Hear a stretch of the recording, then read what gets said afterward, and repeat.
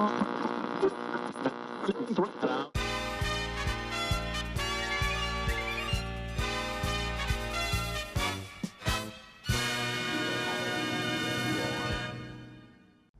Mepham, welcome back to the Midweek Update. In today's episode, we take a look at our school's athletic trainer, the bonds that form from the Skull and Bones Drama Club, trunk or treat, and a brand new Who Is That? This and more on this week's Midweek Update. I'm Tina Pena. And I'm Emma Santiago, and welcome back to the Midweek Update, the B&B show that brings you closer to the people and places in and around the Mepham community.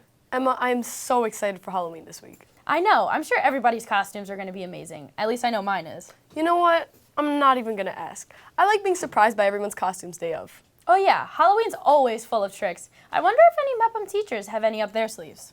Good question, Emma. And speaking of teachers, let's take a look at this week's brand new hot takes, featuring two of my favorites. The game is the game we're in, and I'm proud to be in the pajama game. I love it. We can hardly wait to wake up in the workday. Nothing's quite the same as the pajama game.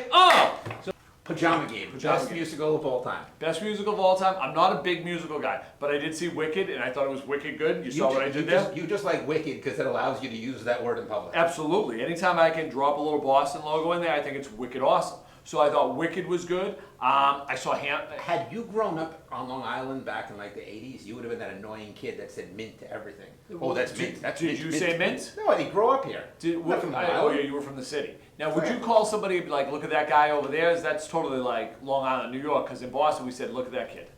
No, what did you say? I didn't talk to people. You didn't talk to people, you were just by yourself. I was a recluse listening to show tunes. What was your favorite show tune? Growing up, oddly enough, Evita. Really? Yes. Don't cry for me, Argentina! Sing, you fools, because you got it wrong. Enjoy your prayers, because you haven't got long. Your queen is dead, your king is through. Shoot. She's not coming back to you. Look at that. Show business kept us all alive since 17 October 1945. Your voice just went up there there. That's why I sat in a room So by that myself. was Madonna, right? No, that was Mandy Patinkin. Madonna was in the movie much later, but you're a kid. You wouldn't know I that. wouldn't know that. No, I wouldn't. And thanks for calling me a kid there. Yeah, See, you went a little Boston, I went a little New York. I do what I can. Well, not really sure what their hot take was, but I did enjoy their singing. I just love hearing from our teachers. They always have something funny to add. I agree. Mepham's teachers and staff are the best part of coming to school. You know what, Tina? I can actually think of one staff member specifically who doesn't get enough credit around school. I'm not sure if I'm thinking about who you're thinking about. Well, if you're thinking about Liz, then you'd be correct. It's going right here. Let me take care of this. Mepham is very similar to other high schools. We have a student council, a drama club, a football team, and an athletic trainer. Elizabeth Roach Munoz, or more informally known around school as Liz, is the athletic trainer here at Mepham. Some students here know the name Liz, but many, especially non-athletes, don't know the full extent of what she does or why she does it.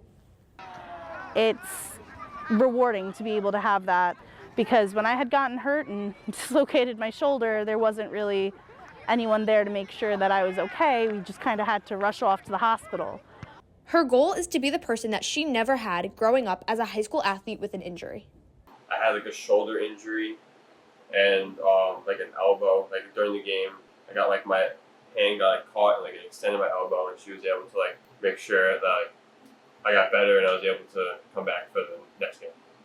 She's so important because of the work that she does day in and day with our athletes. Being available, being at games, being at practices becomes such a huge assistance from a coach's perspective, in making sure you have your best players day in and day out ready to go.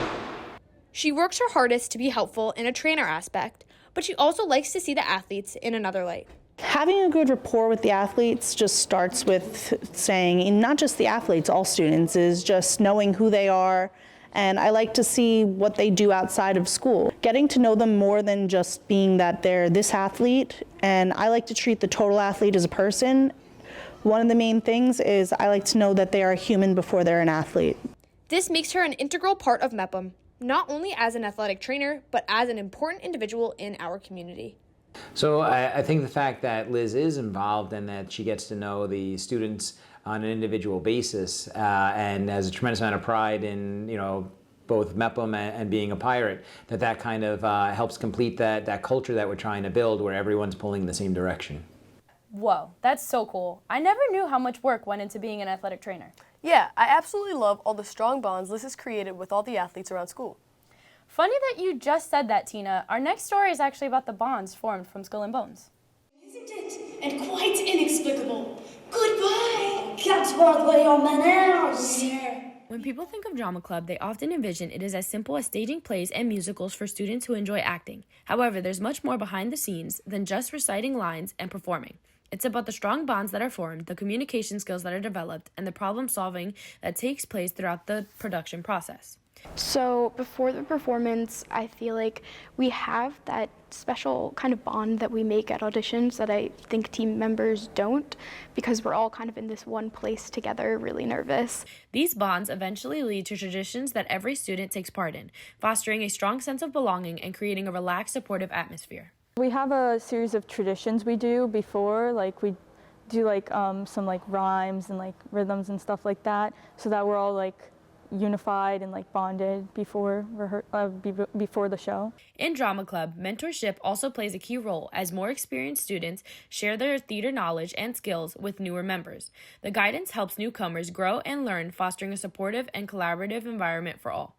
The program is really very much mentorship, where the more seasoned actors just kind of scoop up the students who are new to the stage, whether they're new to school or not, and are like, oh, yeah, so what it means to be off book is, like, you might not know what that term means. Let me tell you, let me show you. Most students join their freshman year and they watch and learn what is expected of those older students and those leaders through their participation in the program. So once they get to 11th and 12th grade, they have a pretty good sense of what is expected of them. In order to create this sense of understanding, there needs to be guidance and order set from the very beginning so everyone understands their roles. The groundwork is set really clear right from the beginning. I think especially during the first week of rehearsal and during that first read-through, the directors and the stage managers will usually cast a very thick set of rules so that everyone kind of knows where they stand. In the end, Drama Club is about more than just performing. It's about teamwork, mentorship, and overcoming challenges together. Thanks to the dedication of students and staff, the show must always go on. I'm Emma Santiago, reporting for BME. I love to see the family that they've created for themselves, and watching their shows proves just that. Well, Emma, I love the shows too, but unfortunately my favorite event is just passed. Trunk or treat. Oh, Tina, did you at least get to go? Sadly, no, but Oliver Mattis did, and he's willing to catch us up on what we missed. Thanks, guys. I'm here in the senior parking lot where Mepham's annual Trunk or Treat tradition will be taking place. This is an event where students decorate their car trunks with spooky and festive decorations, and younger children in the community are able to walk around and trick or treat at their cars. Trunk or Treat is a safe alternative to trick-or-treating and is a fun and engaging way to bring the children of the community together. It's a great way for, parents that are unable to take off on Halloween, or, if grandparents want to participate, that kind of everyone has an opportunity to go trick-or-treating. Thank you to the student government for being able to make Trunk or Treat happen. That's all for me. I'm Oliver Mattis, sending it back to you guys in the studio. Okay, Tina, now I understand why that's your favorite. It's got to be such a fun event to plan. Yeah, just think of all the administrators and teachers who plan events like that just for us. I mean, a few weeks ago we had Unity Day. Emma, you're so right. And actually, I'd love to take a look at the administrator most involved in planning that. Allison Redican is here to introduce us to him.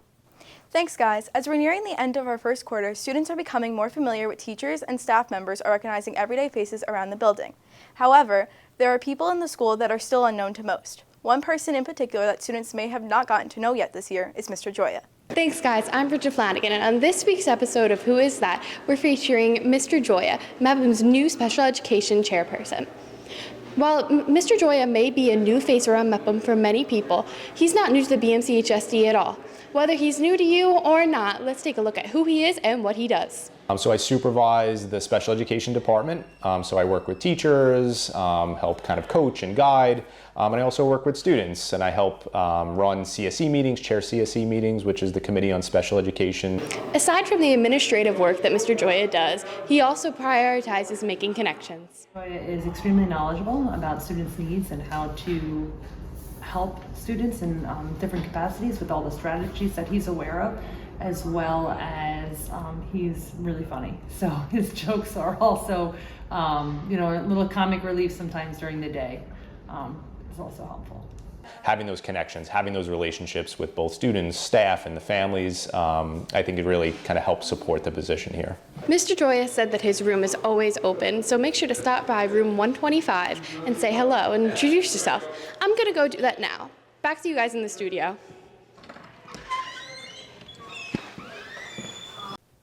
It's always nice to learn more about the people in our school who make a difference, especially the ones that we don't always get to see every day. That's all for me. I'm Allison Redican, sending it back to the studio. Thanks, Allison. Hey, Tina, weird question, but are you a Mets or Yankees fan? I don't think you're going to like my answer. Fine. I wonder which team Lucas Paingankar likes. Let's find out now, considering he's here with our sports report.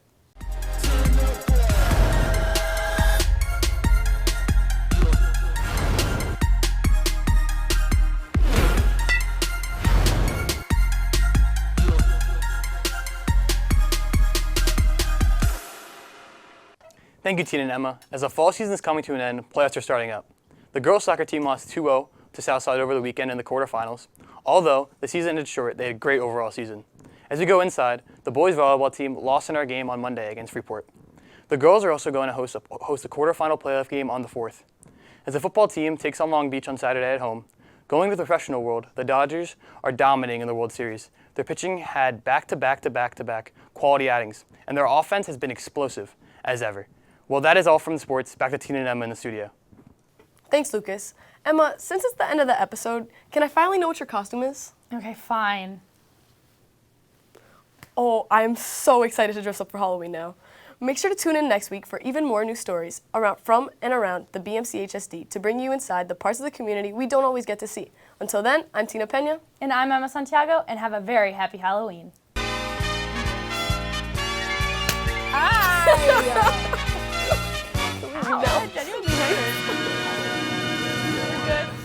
Oh my god, it was so funny when you whispered to me, I glitched. I was like, oh.